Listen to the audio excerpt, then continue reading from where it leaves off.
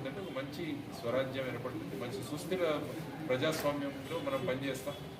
So ఈ విధంగా చేయాల్సిన అవసరం చాలా మీరు అడిగిన ప్రశ్న. సాధారణ వ్యక్తి నేను రాజకీయాల్లో రాగలనా అన్నది ఒక పెద్ద ప్రశ్నార్థం.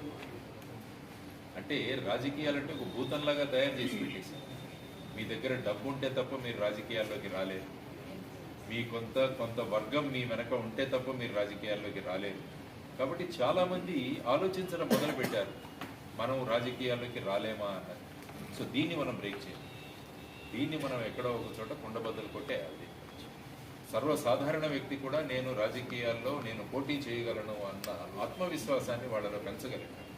దానికోసం ఎన్నో ఎన్నికల సంస్కరణలు రావాలి. డబ్బు ప్రభావం ఏదైతే ఉంటుందో దాన్ని తగ్గించాలి.